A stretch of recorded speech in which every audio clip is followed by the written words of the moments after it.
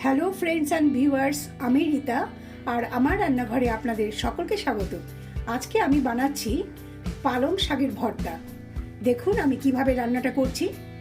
বন্ধুরা, ভিডিওটি স্কিপ না করে আপনারা পুরোটা দেখুন আর ভালো লাগলে অবশ্যই লাইক কমেন্ট করে দেবেন।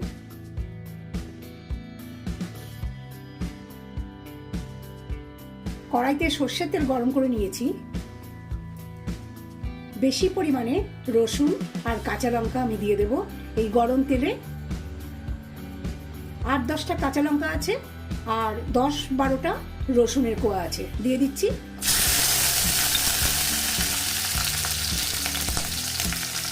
একটা মাঝারি সাইজের পেঁয়াজকে আমি এইভাবে বড় টুকরো করে কেটে নিয়েছি, দিয়ে দিচ্ছি।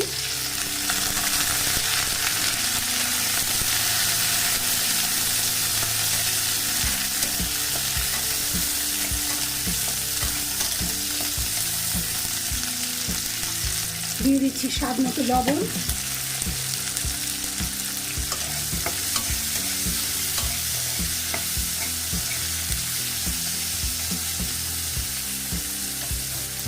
দিয়ে দিচ্ছি হলুদ,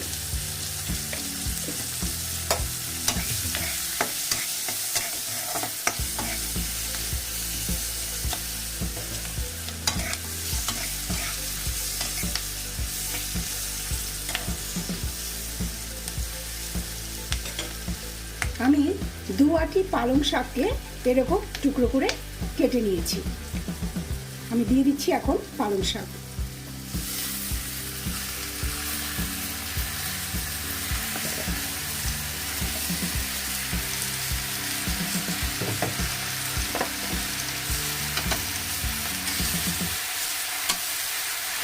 এই রান্নাটিতে কিন্তু আমি গ্যাসের ফ্লেম হাই রাখবো, কারণ পালং শাক থেকে জল বেরোয়।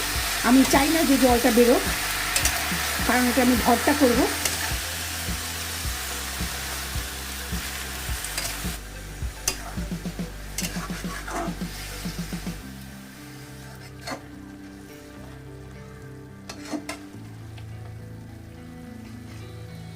যতটা জল পালং শাক থেকে বেরিয়েছে সেটা না শুকিয়ে যাওয়া পর্যন্ত আমি কিন্তু রান্না করতে থাকবো।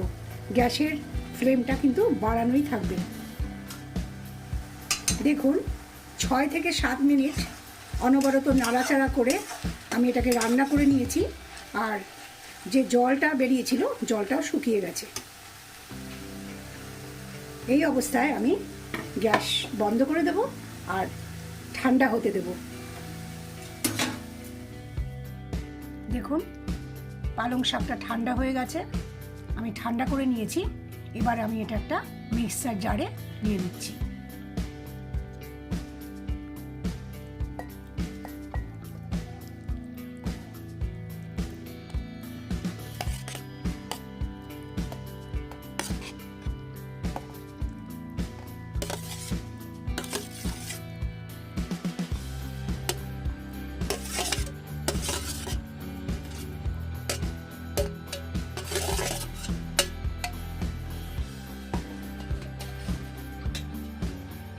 এবার আমি এটা পিষে নেব।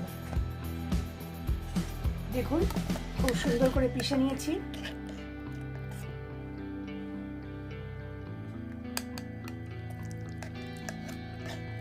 এবার আমি এটা একটা বাটিতে নামিয়ে নিচ্ছি।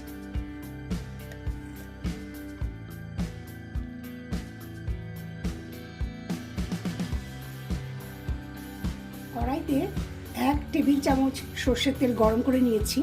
আমি দিয়ে দিচ্ছি কালো জিরে,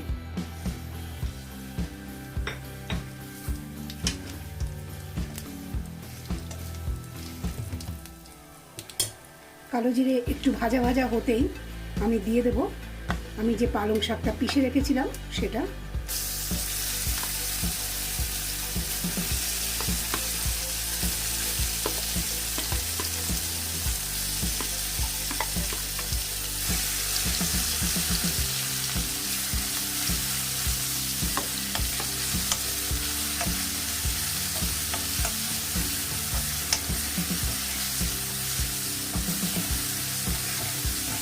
অপূর্ব স্বাদের এই পালং বাটা আপনারা অবশ্যই খাবেন।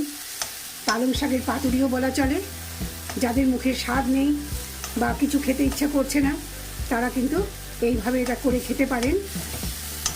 যেহেতু এটা শাকের মতো পুরো রান্না করা ছিল, তাই জন্য বেশিক্ষণ আর নাড়াচাড়া করতে হবে না।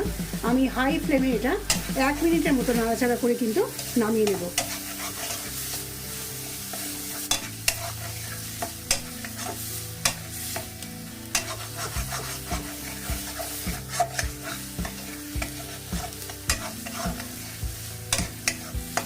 দেখুন কড়াই থেকে উঠে আসছে আর কড়াইয়ে লেগে থাকছে না, মানে আমার পালং শাকের পাতুরি একদম রেডি হয়ে গেছে। ভিউয়ার্স, রেসিপি ইনগ্রেডিয়েন্টস আর কিছু টিপস কুকিং ইনস্ট্রাকশনের সঙ্গে ডেসক্রিপশন বক্সে দেয়া আছে।